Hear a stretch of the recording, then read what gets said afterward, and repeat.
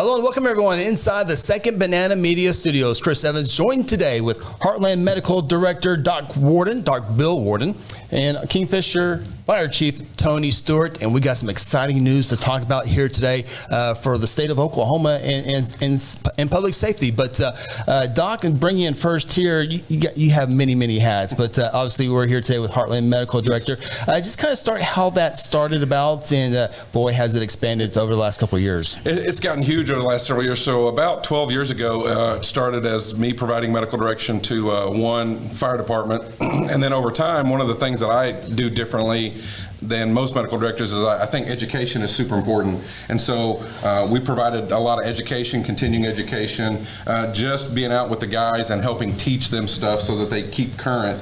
And then that expanded, fast forward 10 or 12 years. Now Heartland Medical Direction has over 100 affiliated agencies. Police, fire, EMS, SWAT teams, rural fire departments, we cover the gamut of public safety in about 35 counties across the state of Oklahoma, responsible for over 1,000 medics. And so we have gotten huge, and I have about 10 paramedics that work specifically for Heartland Medical Direction, and we continue that basic philosophy from about 10 or 12 years ago in that we go out and we do training. We go visit these agencies, we do calls with these agencies, we go to their stations and we visit with them so they know who we are, they know they can call us, and we try to help keep them current. And that's sheriff's departments, that's police departments, that's rural firefighters, that's fire departments, paid fire department. You go to all these places and do the training. Absolutely. Yeah. So we go from, as an example, probably Lawton Fire Department's our largest agency that we work with, all the way to places like Moreland Fire Department up in northwest Oklahoma. So we go from the huge 200-member paid departments all the way down to the small 10-member volunteer department. And Tony, how is that early process of having someone like Doc Worden's direction and training to help your guys? So it's helped us tremendously. In the past, we've had directors that were there on paper, but for the most part, we got some training, but nothing like what Doc offers us. And everybody at the station is thoroughly enjoyed working with him and all the assistance that he's given our department in a lot of different areas. Training is awesome. And and this kind of for both of you, ongoing training is always crucial because things are always changing. And just you have some guys, new guys, and some guys that have probably been there for a while, but it's the same training, ongoing training, and keeping up with the new demands of the world. Yes, and as Doc knows, that we all have to recertify every 2 years, ongoing training, recertification. He kind of changes up some of the training, so it's not the same old stuff that we get all the time in the past. It's refreshing. It's quite refreshing. And I would think with the ongoing training, with all the different agencies you have, they're getting it from one, because there's so many different programs, I would think, out there. So you hear different ways of doing things. But I would think with Oklahoma's public safety guys working together with your training, they hear the same terminology. So when different agencies, like we always see, police, sheriff, fire at one scene, they know, they've seen the terminology, especially with all the counties that you serve. Yeah, I think that's been important. That's kind of how we started, way back when, is that we would, as an example, pick up the ambulance service, as an example, in Guthrie. Well, all the rural departments that surround Guthrie, Woodcrest, Meridian, Coyle, Langston, they all respond on those scenes with those guys. So it only makes sense that they are trained the same way so that they know where stuff is in the back of the ambulance. They know basically what the medic's thinking before they have to ask for something. So when we can coordinate that training with these groups, I think it delivers a better product to the customer. Absolutely. And then we also forget about air, medical helicopters. Same thing with the training there. All the terminology, all that stuff with the air support. Yeah, absolutely. So we're able to, and we've done that stuff with Tony's group and other agencies, in that we can bring the aircraft to them to do landing zone trainings so that they understand the safety features of the helicopters. It just makes the system work better when we all train together. And I got to tell you, I love following your page on Facebook, but the training tools that you have, it's not mannequin, it's another word for the special type of mannequin. Well, yeah, so we have, they're called, it's a high fidelity mannequin is what it Okay, is. So it's yeah. not just the standard, rubber mannequin that you do CPR on. You can do major skills on these. We can put an airway in there. We can do what's called needle chest decompression. We put a needle in to help them start IVs. We can apply tourniquets. Our mannequin even bleeds synthetic blood so that we know how long it's taken somebody to stop that bleeding. And most of that's been grant funded. The other thing we have that we've taken, of course, to Kingfisher and other places is our training trailer. So we have a 20-foot trailer that is equipped exactly like an ambulance. So instead of what training used to be is we'd put a mannequin on a tabletop and you would run through some skills, and it was very sterile and not realistic. So now we can put them in the back of an ambulance and they have that confined space to work in. They're doing the skills that they need to do on a mannequin that actually breathes. The pupils change shape, so it makes it much more realistic for the guys. Very much so. What kind of technology does that guy, I always think of the new guys, but the older, the guys who've been on staff for a while too, but the new guy, that's real life training that you can get. There's different scenarios out there that maybe they haven't gone through quite yet. Yeah. Unfortunately, probably will have to at some time, but that's real life training.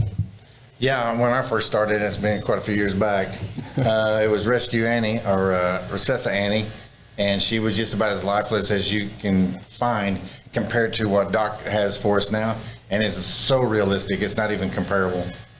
We're going to talk about grants, and you're pretty good at writing some grants, and so there was a big one recently that's was really going to help expand your reach on reaching more people in Oklahoma. Yeah, absolutely. So Heartland Education, which is our nonprofit wing of Heartland Medical Direction, we applied for a federal grant through the U.S. Department of Health and Human Services through SAMHSA, Substance Abuse and Mental Health Services Administration. They had $2 million available for agencies to do rural EMS training. And so we were able to apply for that grant, and the maximum award is $200,000. And so Heartland Education was awarded $199,400 just recently. That's awesome. And when you say rural, I was reading some of the notes that you gave me. Rural is a little bit bigger than I thought, as area wise. Yeah, absolutely. So they have some pretty, I would say, open definitions of rural areas, and so it's just the standard government stuff. But the majority of the areas that we cover qualify as rural. Of course, one of the things that Heartland does is we're in the rural areas. We, like again, our largest agency is Lawton, but we go to Woodward, Alva, Goodwell, Oklahoma, Southeast Oklahoma. So we're in all of the sparsely populated areas where it's hard for them to get training. So this grant is going to be, I think, paramount in helping our partners out there in the state. What were your thoughts when you heard about the grant? So in my area, it's where you have farmers, you have welders, you have people that do day-to-day work, and they don't have time to stop and go to class. They can't go to school. They could, but that starts affecting their income at that point.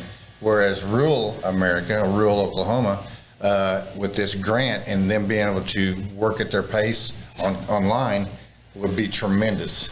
Because it's when you get out there and you're making a living, to stop that, to go to school or whatever, that impacts not just your family, but other things. And this is going to be a tremendous opportunity. Yeah, it's a big reach. Talk about counties. How many counties involved, and how many have all that good stuff? So we have about 35, Heartland Medical Direction with our agencies, we cover about 35 counties, and that list is ever growing. We have someone reach out to us 2 or 3 times a week that says, hey, I saw your Facebook page that you mentioned, or hey, I talked to the fire chief in Kingfisher, or I talked to somebody.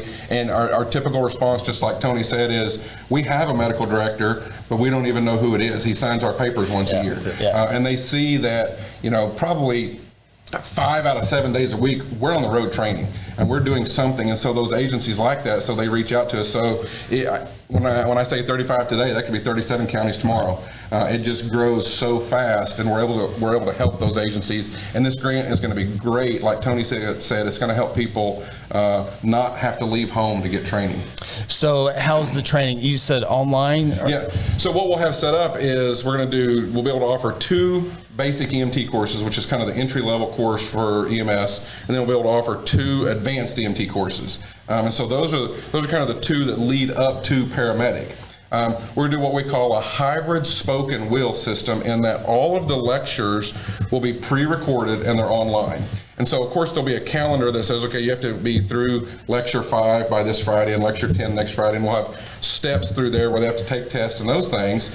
But then there's also skills. I mean, you can't teach somebody how to take a blood pressure by watching a video. They need to put that cuff on, they need to touch somebody, and they need to do that. So as an example, in Tony's area, if he's got 3 or 5 guys that want to take this class, they do it on their own pace in the evenings, watching it on their cell phone, but then Saturday morning for 4 hours, they're going to come to Tony's station locally, and Tony's EMS instructors are going to help them do all the skills that are required for that course. And we'll have those satellite locations scattered across the state to be able to do that.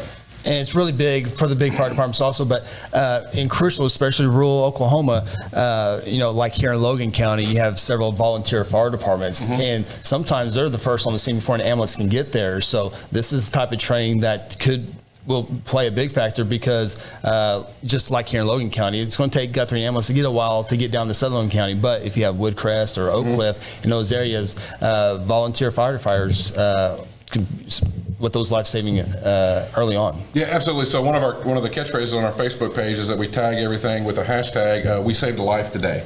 And when we say that doesn't necessarily mean that we actually touched a patient and saved their life today, but by the training we provided, because just as you mentioned, that rural fire department where their station is literally 3 blocks from the call, but the ambulance is 20 miles, they can get there first. And so with this training that they receive, they can potentially save somebody's life before the ambulance gets there. And it's truly amazing on this grant. Can't wait to read more about it. And of course, we'll have the literature with all that good stuff. While we got a few more minutes here, I want to talk about ambulance service across the state of Oklahoma. A lot of towns are back and forth on funding is a big deal. I know in our town, Guthrie's go back and forth, but you can read it from town to town and having ambulance issues. I think I saw one the other day down in southern Oklahoma with ambulance service. But I don't know if you have the magic wand, if you guys have the magic wand on ambulance service, but just talk about how crucial that we're coming to now as far as funding. Well, as like some of the smaller ambulance services out northwest of Oklahoma, some of those ambulance services have dried up and gone away due to either not able to find help or get the training, or it's just a lot of funding. There's so many different things out there that rural America just has a hard time being able to keep them there, and we need them. Like in Kingfisher County, for example, we're the only full-time fire department in the county. We run that county, and the farthest point is about 25 miles. But we work with a lot of the volunteer departments out there, and first aid and some primary stuff, just to help satisfy or to take care of the patient before we get there. It makes a big difference. Huge. Do you see people wanting to go into the ambulance service? We always hear about teachers not wanting to go into teachers. What about ambulance field or EMS or firefighters? Are we starting to see a more upcline, steady decline? Well, I think across the state, from all the chiefs that I've talked to, help is hard to find. Volunteers is even worse. Yeah. But firefighting is probably the greatest profession in the world. I'll say that without a doubt. EMS is now if you're a firefighter, you're going to be EMS. It just goes hand in hand these days, because oftentimes the fire department is the first one on the scene, where we run the ambulance service too, so we kind of meet both needs there. Doc, when you go to these trainings, are these trainees, are they excited? Are they like, okay, I got to get this done? Or I'm sure there's a mix, just like in every field there is, but. So I think it's always a paradigm shift. They've not been used to having the training. They've not been used to their medical director showing up. And so initially we would always get a lot of this, why is this guy here? Well, what are they going to do to me? To the point now where certain agents, if they know I'm even passing through town and I don't stop, they get frustrated because I didn't stop just to say hi or do some tabletop type training. So it's gone full spectrum, and that now they really enjoy the training. They want the training. We have agencies call us and say, hey, we've been out in a while. When are you guys coming back? So they see the benefit of that, and they enjoy it because we try to make it fun. I mean, we're not out to get anybody. Right. Yeah. We want them to learn the skills that can save somebody's life. Well, it's been fun watching this grow. I mean, it's been around for a while, but man, the last 5 years has just blown Exploded. up. Yeah, it really has. So excited for the grant. When we be able to get started with all the? So we'll have information on our website and on our Facebook page within the coming days about how potential students can reach out to us to apply for the scholarship, because that's how we're going to base this, is a scholarship. Of course, it has to go through Technology Center, so there'll be an enrolled student at Technology Center. We'll help coordinate all that, but that'll be on our Facebook page. The first EMT class will start the first week of October, and it'll last about 3 months. Then they'll be able to take their national registry test, and so potentially before the first of the year, we can have anywhere between 10 and 50 new EMTs out there in the state. That's awesome. It really is. And then we'll start our advanced course, another EMT, and another advanced. So we'll do 4 courses over the course of the year. Do you ever rest? I sleep sometimes. Yeah. I don't remember when, but sometimes I do. Yeah. You know, another thing to mention about the grant, because when I first found this online, it seemed strange to me that it was through substance abuse and mental health. And so even though it's rural EMS training, one of the other things that this grant has to offer that we will is mental health training, as well as opioid addiction training. And so in addition to the EMT classes, which are super important, one of the other reasons that I think EMS agencies across the state lose people is because of burnout. And so with some mental health training and some resiliency training and how to deal with those day-to-day stressors in the fire and EMS world, hopefully we can not only train new people, but we can retain those people that are out there. And so that's another huge benefit, I think, of this grant. I've seen you in action, and it's really cool. But the two things I always see the most: stop the bleed, the tourniquet, which I went through that process. And it hurt, but Get some bruises on your arm. It hurts. Yeah. It does hurt, but it does work. And the one that I never knew until I heard, I was watching you, but now it's all over Narcan. Absolutely. I didn't know, and I heard you talk about it, and with the training, I know you got the people in Logan County went through it, but Narcan, I mean, you hear it all the time and how it works. I don't know if every time, most but of the time. most of the time. Yeah, and so unfortunately, opioids are a huge problem in Oklahoma and across the country. And just like we've talked about, it takes an ambulance 20 or 30 minutes to get it there in some locations. Yep. Someone can die in that time from an opioid overdose. So the police departments, the sheriff's offices, the local fire departments can be there within a matter of minutes, and literally with the push of a thumb can administer a life-saving drug that can reverse that overdose, and the person wake up and it saves their life. Yep. It's amazing. Seen it. It works. Yep. It really does. I think missing anything. I think I've kind of went out of bounds on a few things. I have a bunch of questions. We'll get in real quick with you guys. But always good to see Kingfisher Guthrie really work together a whole lot. Football teams are good. Good working relationship in Kingfisher, Logan counties. Yeah. Yeah. Well, we're not in the same class, so we both can still win and still be friends, right? That's right. You can scrimmage and do the 7-on-7, all that good stuff. So, Doc, I've seen Doc in the field, and you're very good at what you do. And it's not the best of times when I see you, but I know what the training you do. It's always fun, or not fun, but I always watch what that guy knows what he's doing type deal. And you do really good. Tony, it was nice to meet you. And that'll do it for our show. Appreciate Doc Bill Worden joining us. Tony Stewart, the Kingfisher Fire Department, EMS. That will do it for this show. Appreciate everyone tuning in today. And until next time, have a great week.